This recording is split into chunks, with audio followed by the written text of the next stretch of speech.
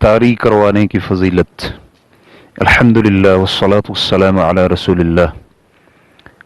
سائل کا کہنا ہے کہ روزہ افطار کروانے والے کا اجر و ثواب کیا ہے، رہنمائی فرما دیں۔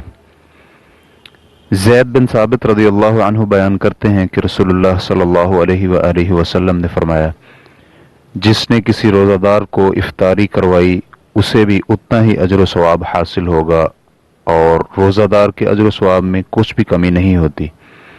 سنن ترمذی حدیث نمبر 807، سنن ابن ماجہ حدیث نمبر 1746۔ ابن حبان رحمہ اللہ نے اسے صحیح قرار دیا ہے اور علامہ البانی رحمہ اللہ نے بھی صحیح الجامع حدیث نمبر 6415 میں صحیح کہا ہے۔ شیخ الاسلام ابن تیمیہ رحمہ اللہ فرماتے ہیں، افطاری کا معنی یہ ہے کہ اسے پیٹ بھر کر کھانا کھلایا جائے۔ ریفرنس کے لیے دیکھیے الاختیارات صفحہ نمبر 194۔ سلف صالحین رحمہم اللہ کھانا کھلانے کی حرص رکھا کرتے تھے اور اسے افضل عبادات میں سے خیال کرتے تھے۔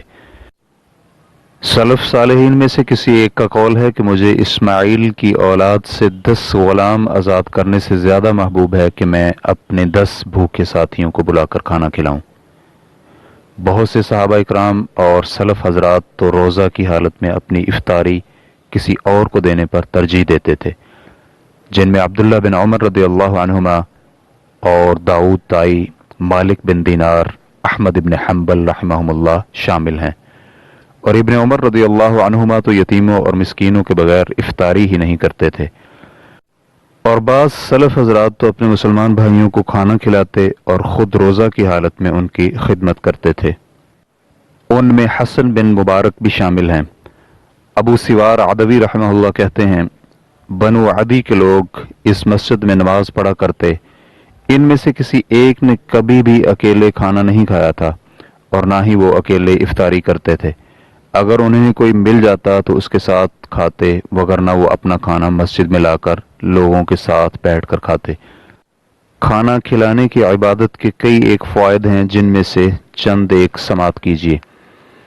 آپس میں ایک دوسرے سے محبت و بھائی چارہ قائم ہوتا ہے جو جنت میں داخل ہونے کا ایک سبب ہے، جیسا کہ نبی علیہ الصلوۃ والسلام نے بھی فرمایا ہے، تم اس وقت تک جنت میں داخل نہیں ہو سکتے جب تک ایمان نہ لے آؤ، اور اس وقت تک ایمان ہی نہیں جب تک کہ آپس میں محبت نہ کرنے لگ جاؤ۔ صحیح مسلم حدیث نمبر 54۔ اور اسی طرح اس میں نیک اور صالح لوگوں کے ساتھ مجلس اور اطاعت و فرما برداری میں ایک دوسرے کا تعاون ہے، جو کھانے سے طاقت کے حصول کے بعد ہوتی ہے۔ واللہ تعالی اعلم۔ اسلام کی ریکارڈنگز مؤسسۃ الشیخ صالح المنجد، المملکۃ العربیۃ السعودیہ، فتویٰ نمبر 12598۔ والسلام علیکم ورحمۃ اللہ وبرکاتہ۔